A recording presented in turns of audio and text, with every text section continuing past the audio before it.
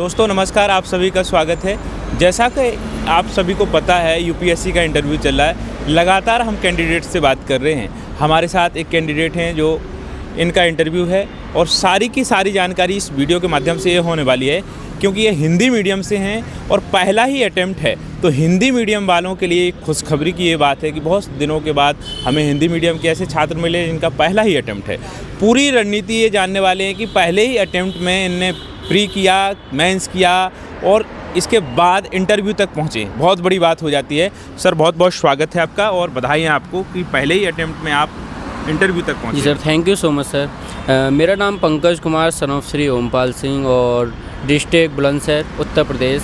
Near by Narora परमाणु केंद्र के पास मेरा छोटा सा गांव लक्ष्मीपुर पड़ता है। वहां से मैंने रह कर के अपनी स्टडी की और वहीं उसी शहर से मेरा ग्रेजुएशन हुआ। अभी लास्ट टाइम ही अभी मेरा ग्रेजुएशन पास आउट हुआ है। जैसा कि उसी के समथिंग मैंने ग्रेजुएशन के सेकेंड ईयर से ही मैंने अपनी प्रिपरेशन स्टार्ट की थी और उससे पहले थोड़ा बहुत आइडिया था, लेकिन उसके बाद एक सर मिले मेरे को, तो उन सर ने बताया था कि ऐसे ऐसे ये चीज़ें होती हैं, तो वो मैंने पूरा सिलेबस वहीं से अपना कवर किया और फिर वहीं से आके मेरी जर्नी स्टार्ट होती है। फिर मेरा प्री हुआ, प्री में तो अभी पता नहीं कितना वो मार्क आया है। बाकी मेंस भी हुआ। मेंस की भी इतनी अच्छी मेरी रणनीति नहीं रही थी क्योंकि अभी मेरा शुरुआती दौर था।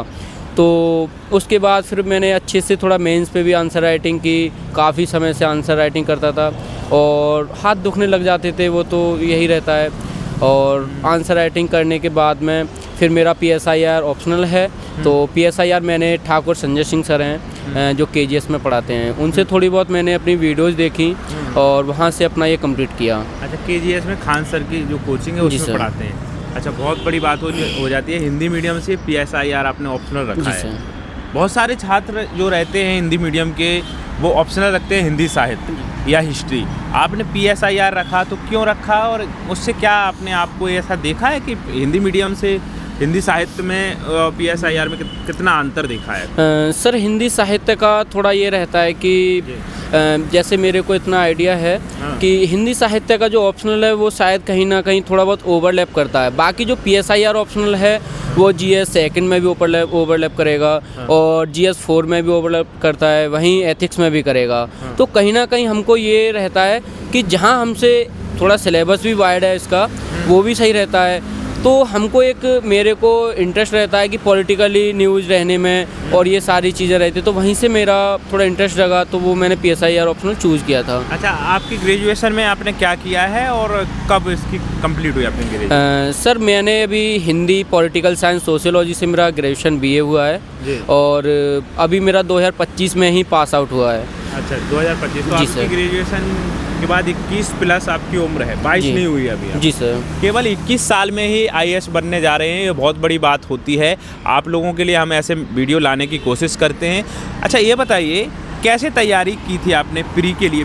प्री की रणनीति जो होती है, CSET होता है और पेपर फर्स्ट होता है, पेपर सेकंड होता है, जो इसमें कितने क्वेश्चन को अटेम्प्ट किया था और कैसे तैयारी की थी? सर मेरा जो GS की जो रणनीति रही है वो मैंने ChatGPT रहा है अभी, तो ChatGPT से मैंने जो है वहाँ से वो डाले हैं अपना GS 1 के लिए कि पॉलिटी में 100 टॉपिक्स फॉर प्रीलिम्स इम्पोर्टेंट, वो हो गया। और ये हो गया इकोनॉमिक्स हो गया, ज्योग्राफी हो गया और हिस्ट्री हो गया। तो ये कहीं ना कहीं इनसे जो कुछ पॉइंट्स मैंने ये टॉपिक्स उठा करके वहाँ से मेरा एक 1 पेज मेरा एक मोटिव रहा है कि 1 टॉपिक 1 पेज। तो कहीं ना कहीं उस पर मैंने समराइज़ करके वो मैंने शॉर्ट नोट्स अपने बनाए हैं और उसी से मेरा GS का ये रहा। और CSET के लिए एक सर से मैंने पढ़ा है, दिनेश कौशिक सर हैं, तो उनसे मैंने रीडिंग कॉम्प्रिहेंशन और मैथ वहीं से उन्होंने मेरा कंप्लीट कराया है। तो कहीं ना कहीं वो रहता है। और बात रही कि उसमें कितने अटेम्प्ट करने की, तो मेरा समथिंग 60-65 के समथिंग मेरा GS में अटेम्प्ट किए थे मैंने। और वहीं वो मैंने 30 और CSET के लिए 35 से 40 क्वेश्चन उसमें अटेम्प्ट किए थे। तो इतना तो इसका रहा। अच्छा, इसमें आपने फर्स्ट में केवल 60-66 के आसपास क्वेश्चन किए? जी सर, कम किए थे आप? हाँ सर, थोड़ा ये कि जितना मेरे को आइडिया था कि हाँ उतना सही रहेगा उतना ही किया। बाकी ज़्यादा मैंने गैस वर्क भी नहीं किया उसमें। जितना मेरे को पता था उतना वहाँ तक हमने किया है। अच्छा, तो और इसमें मैथ के लिए कैसे तैयार किया था आपने? सीसेट के लिए मैथ कैसे तैयार किया? सर मेरा वैसे मैथ जो है अभी बैकग्राउंड में रहा था, 12th मैंने PCM से किया है। हाँ। तो कहीं ना कहीं मेरे को इतनी ज़रूरत नहीं पड़ी। पहले से मेरा मैथ बैकग्राउंड है, तो उसके 12th लेवल तक का ही वैसे मैथ रहता है और सिंपल ही रहता है, इतना ज़्यादा भी नहीं है। कुछ क्वेश्चंस करने लायक होते हैं, कुछ क्वेश्चंस छोड़ने लायक। ये पता होना चाहिए सभी एस्पिरेंट्स के लिए कि कुछ क्वेश्चन छोड़ने लायक भी होते हैं। तो जो करने के लिए हैं उन्हें करो, बाकी पास आउट करो उनके लिए। अच्छा। जी सर। प्रैक्टिस कर रहे थे PYQ की, तो PYQ कितने सालों के लगाए थे आपने प्री के लिए और मेंस के लिए? सर मेरा PYQ जो रहा है अराउंड लास्ट 10 इयर्स के लिए मैंने तो लगाए थे उसके लिए। हाँ। और वहीं मेंस के लिए 5 से 6 वर्षों के किए थे उनका। PYQ एनालिसिस भी करना है उनका, और कहीं ना कहीं उनसे ही मेरा कुछ जो अभी लास्ट ईयर पूछे जाते हैं क्वेश्चंस, उनसे ही मुझको ये लगता था कि हाँ इस तरीके की स्ट्रेटजी होनी चाहिए जिससे कि कोई भी क्वेश्चंस आए, क्वेश्चंस का मैंने जो है उनका शॉर्ट नोट्स बनाया कि क्वेश्चंस होते हैं। और वहीं उनके लिए जो टेस्ट सीरीज़ होती हैं, टेस्ट सीरीज़ से भी मैंने शॉर्ट नोट्स बनाए। तो इससे एक आइडिया लगता है कि UPSC क्या पूछता है आगे, और थोड़ी बहुत संभावना भी रहती है कि क्या पूछेगा आगे। तो यह रहता है उसका स्ट्रेटजी। अच्छा, ऑप्शनल में आप केवल नोट्स से ही पढ़े हैं कि कोई बुक्स भी? नहीं सर, मेरा तो बस PSIR के लिए नोट्स था। तो कुछ सुब्रंजन मैम हैं उनका भी किया है, और कुछ खान ग्लोबल स्टडीज़ से संजय ठाकुर सर ने उनसे भी किया है। तो थोड़ा बहुत जहाँ से जो चीज़ अच्छा लगे केवल वो आपको उठानी है। ये नहीं कि किसी एक कोचिंग पर डिपेंड हो जाओ या कहीं एक ही जगह। और ऐसा भी नहीं है, हर जगह से जो आपको अच्छा लगे वो आपको उठाना है। कहीं से भी कोई भी कंप्लीट कर सकते हो कोई भी सिलेबस को। अच्छा, हिंदी मीडियम का जो रिजल्ट रहता है उसमें भी आपने देखा होगा कई बार डिमोटिवेट भी रहते हैं छात्र कि भाई हिंदी मीडियम से कम होता है, सीसेट में प्रॉब्लम हो जाती है और रिजल्ट भी कम होता है। ये मैं नहीं कह रहा हूँ, ये रेशियो बताता है। ये सब चीज़ें आपके सामने थी, आप तैयारी कर रहे थे, कहीं ना कहीं डिमोटिवेशन भी आता था? जी सर वो तो रहता ही है कि इसमें कुछ पता नहीं रहता है कि होगा भी या नहीं होगा। अभी प्री हुआ, प्री के बाद ये लगता है मेंस होगा या नहीं होगा, फिर मेंस भी हुआ, अब इंटरव्यू हुआ। तो ये रहता है कि कोई पॉसिबिलिटी नहीं है कि हाँ हो ही जाएगा, बशर्ते हमको अपने आप से 100% एफर्ट देना है जितना हो सकता हो। बाकी तो ये नहीं है कि कुछ कमी रह जाए उसे अगले अटेम्प्ट में पूरी करो। यही है बस एक अपना हिंदी मीडियम के लिए तो। अच्छा, और इसके बाद मेंस की आंसर राइटिंग की बात करते हैं। कब से तैयारी में थे मेंस की? साथ ही में किया था कि प्री के बाद किया? सर मेरा तो प्री एंड मेंस दोनों का साथ साथ किया मैंने। प्री के लिए कुछ शॉर्ट नोट्स बनाए थे और मेंस के लिए भी साथ साथ बनाते रहे। तो ये रहता है कि साथ के साथ करना चाहिए। जैसे अब 2026 का कैलेंडर देखा जाए तो उसमें भी कहीं ना कहीं UPSC ने आपको दिनों में भी कमी की है कि मेंस की पॉसिबल नहीं है कि आप 90-100 डेज में कर पाओ। तो कहीं ना कहीं इसकी पहले ही स्ट्रेटजी करनी पड़ती है। कुछ शॉर्ट नोट्स भी बनाने पड़ेंगे आपको, और प्री के लिए भी कुछ शॉर्ट नोट्स बनाने पड़ते हैं। तो यही है उसका तो। अच्छा, तो आपने जो मेंस की जो लिखने की तरीका है, कैसे आप टॉपर्स की कॉपी देखते थे, आप कोई आपके लिए गाइड करते थे? जैसे आपने बोला कोचिंग का थोड़ी हेल्प ली है आपने, लेकिन अपने ही तरीके से कोई चीज़ों को आप उपयोग में लेते थे? सर उसके लिए तो मैंने कुछ टॉपर्स कॉपी रहती है इंग्लिश मीडियम के लिए।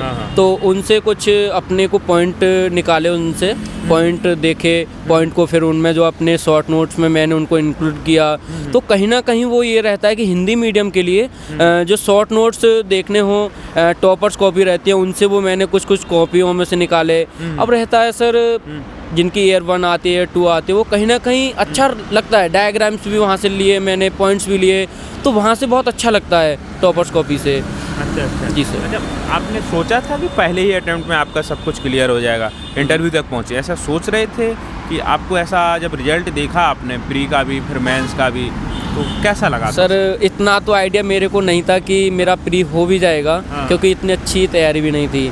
तो प्री हो गया, फिर मेरे को लगा कि चलो मेंस के लिए अगर हम शॉर्ट लिस्ट हुए हैं तो मेंस भी देते हैं, और मेंस से भी फिर इंटरव्यू के लिए भी शॉर्ट लिस्ट हुए हैं तो इंटरव्यू भी दिया है। तो उसके लिए ये रहता है कि सर एक डाउट तो रहता ही है हर समय कि भाई होगा भी या नहीं होगा, क्योंकि 2-2, 3-3 साल लग जाती हैं फिर भी नहीं हो पाता है। तो कहीं ना कहीं डाउट ये तो रहता ही है। अच्छा। NCERT का क्या रोल होता है? NCERT पढ़ रहे थे? क्योंकि खासकर हिंदी मीडियम की फिर बात कर रहा हूँ, NCERT उनके लिए बोलते हैं कि पढ़ना ही चाहिए। क्यों ऐसी ज़रूरी होता है? आपने पढ़ा है या नहीं पढ़ा है, बताइए। सर एनसीईआरटी की बात करें तो एनसीईआरटी में ये रहता है कि अगर एक बात कहते हैं हमारे सर कि एनसीईआरटी बच्चों के लिए लिखी गई हैं, ना कि बच्चों के द्वारा, तो वो कहीं ना कहीं हिंदी माध्यम के लिए वो पढ़नी चाहिए, जैसा कि मेरा सुझाव है। और अगर लगता है कि अगर पहले से हमने कुछ हमारा बेसिक क्लियर है तो उसके बाईपास कर भी सकते हैं, बशर्ते जो उसमें कॉन्सेप्चुअल वर्ड्स रहते हैं वो काफ़ी बेहतरीन तरीके से उसमें समझाए जाते हैं। छोटे छोटे शब्दों में, छोटी छोटी लाइनों में काफ़ी कुछ दिखा होता है उसमें। तो यही है कि उसमें एनसीईआरटी भी पढ़नी चाहिए, मेरा तो यही रहेगा। अच्छा, तो आपने कौन कौन से सब्जेक्ट की पढ़ी थी? सारे सब्जेक्ट के लिए कि कोई मेन सर जियोग्राफी के लिए तो 11th और 12th की, और इकोनॉमिक्स के लिए 12th की रहती है मैक्रो इकोनॉमिक्स, तो वो मैंने रेफ़र किया। हिस्ट्री के लिए 6 to 12th ही किया था, थोड़ा वो मैंने देखता गया। और इकोनॉमिक्स के लिए 12th हो ही गया। और पॉलिटी के लिए 11th 12th की होती है, वो हो गया राजनीतिक सिद्धांत वाली, तो वहाँ से वो अच्छा हो जाता है कॉन्सेप्ट क्लियर अपने। के लिए आपने केवल पढ़ा था कि इसके नोट्स भी बनाए थे? नहीं सर, नोट्स तो नहीं, नोट्स तो मैंने अपना ये कर रहा था, सेल्फ से किया। थोड़ा बहुत एनसीईआरटी से लिए सोर्स जो है, और कुछ अपना स्टैंडर्ड बुक रहती है उनसे भी सोर्स, और कुछ कोचिंग मटेरियल रहता है, कहीं ना कहीं किसी से ले लो और वहाँ से उनमें शॉर्ट नोट्स बनाते रहो। अच्छा, बहुत सारे बच्चों का एक सवाल ये था कि स्टैंडर्ड बुक जैसे लक्ष्मीकांत है, इसका भी नोट्स बनाना चाहिए या नहीं बनाना चाहिए? तो आपने क्या किया था? केवल पढ़ाई की थी कि उसके नोट्स बनाए थे? मैंने तो लक्ष्मीकांत थोड़ा बहुत देखा था, बाकी इतना रेफ़र भी नहीं किया, और ना ही नोट्स बनाए, क्योंकि वो एक खुद में एक गाइड है। तो कहीं ना कहीं मेरे को तो लगता है कि हाँ, प्री के लिए काफ़ी अच्छा रहता है, बाकी मेंस के लिए तो हम नहीं कह सकते उसके लिए। कहीं ना कहीं मेंस के लिए आपको और स्टैंडर्ड सोर्स की और ज़रूरत पड़ेगी ही, तो उनके लिए वो देखना पड़ेगा आपको। अच्छा। और दोस्त जो तैयारी कर रहे हैं, आपने पहला ही अटेम्प्ट दिया है, पहला ही अटेम्प्ट में सब कुछ पार हो गया, इंटरव्यू रह गया आपका, तो जो तैयारी करते हैं क्या गाइड करना चाहेंगे, क्या टिप्स देना चाहेंगे, कुछ अपने हिसाब से बताना चाहेंगे? सर मेरा तो ये रहेगा कि जो न्यू एस्पिरेंट्स हैं उनके लिए एक तो सोर्स लिमिटेड रखो, 1 सोर्स और 1 सब्जेक्ट 1 सोर्स। और सेकंड ये रहेगा कि आपको शॉर्ट नोट्स बनाने ही पड़ेंगे, चाहे कैसे भी करें। तो उसके लिए रहता है कि 1 पेज और 1 टॉपिक, तो कहीं ना कहीं उसी में हमको समराइज़ करना चाहिए। और तीसरी चीज़ ये है कि जो करंट अफेयर्स रहता है उसके लिए थोड़ा बहुत देखते रहना चाहिए, उससे आप उसमें करंट अफेयर्स को उससे जोड़ते रहोगे तो ठीक है। 1 पेज जो 1 पेज बनाएंगे उसमें शॉर्ट नोट्स में, तो उसमें आप थोड़ा बहुत उसमें जोड़ते रहो।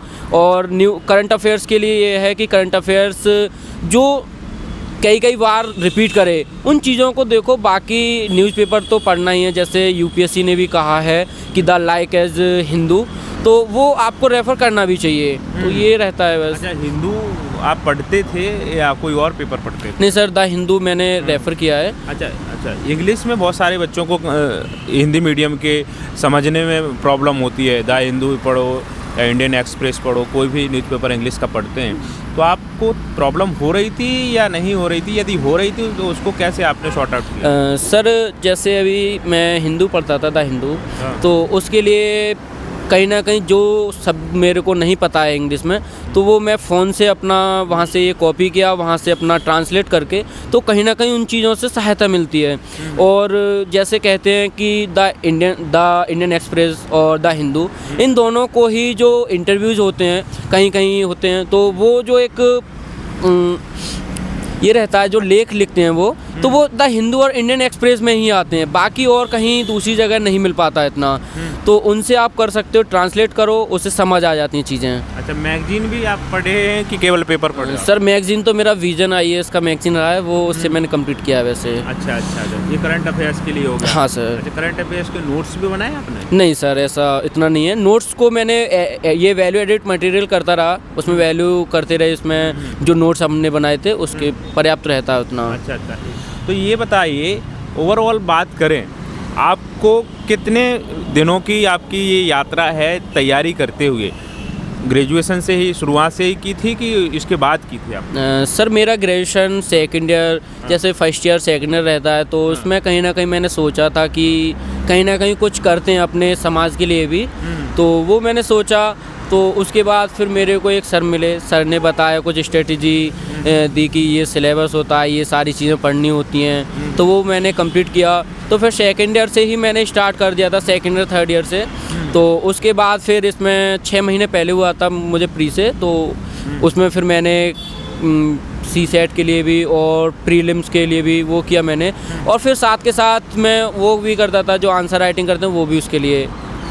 अच्छा जी सर। अच्छा, तो आंसर राइटिंग में शुरुआत की थी तो कोई प्रॉब्लम नहीं हुई थी आपको? पहले ही दिन से बोलते हो कि करते हैं, तो उसमें कुछ प्रॉब्लम हुई थी आपको? सर आंसर राइटिंग के लिए तो देखा जाए तो कुछ, जब तक आपके टॉपिक्स क्लियर ना हो तब तक तो ना ही करें तो ही बेहतर है। क्योंकि अगर हमारे टॉपिक भी क्लियर नहीं है और हम आंसर राइटिंग कर रहे हैं तो कहीं ना कहीं ये आपको लगता है कि अगर आंसर राइटिंग में अगर आपको अच्छे नंबर नहीं मिलेंगे, उसमें भी असाइनमेंट में किसी में भी, तो आपको डिमोटिवेट होना पड़ेगा वहाँ पे। तो कहीं ना कहीं आपको जो कुछ सब्जेक्ट क्लियर हो जाएं तभी आपको स्टार्ट करनी चाहिए आंसर राइटिंग का, तो ये है। अच्छा। तो दोस्तों बहुत सारी जानकारी आपने दे दी है, जहाँ तक है सारे बच्चों का डाउट इसमें क्लियर हो चुका होगा। जितने भी हमारे प्यारे दोस्त हैं, जो भी आपके डाउट रह गए होंगे कमेंट करके बताइएगा, अगले कैंडिडेट हम पूछेंगे। अगले वीडियो में मिलेंगे, तब तक के लिए नमस्कार। जी सर, थैंक यू।